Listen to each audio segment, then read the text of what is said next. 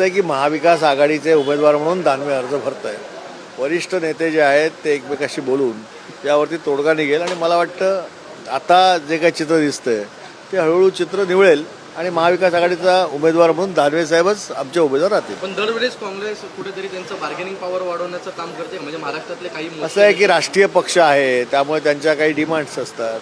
पण आम्हाला उद्धवजी ठाकरे आमचे पक्षप्रमुख किंवा काँग्रेसचे वरिष्ठ नेते किंवा माननीय शरद पवार साहेब यांच्यामध्ये चर्चा होऊन सामोपचाराने एखादा विषय मिटतो.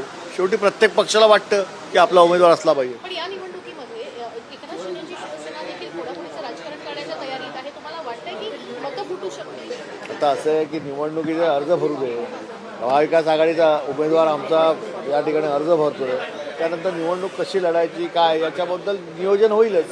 पण एकी ठेवली पाहिजे असं मला वाटतं का? कारण निश्चित एकी ठेवायला पाहिजे आणि एकीमुळेच आपण या सगळ्या बलाढ्य शक्तीच्या समोर सामोरं जाऊन महाराष्ट्रामध्ये यांना आपण मात करू शकतो. पण एके वेळेस हर्षवर्धन सपकाळ स्वतः उद्धव ठाकरे यांना मातोश्रीवर जाऊन भेटले. पण पुन्हा एकदा आता दिल्लीला जाऊन डायरेक्ट फॉर्म घेऊन येतात आणि उमेदवाराला हे कितपत योग्य असं तुम्हाला वाटतंय? तसं आहे तर राष्ट्रीय पक्ष आहे त्यामुळे त्यांचे नेते त्यांचे विचार या सगळ्या गोष्टी असतात.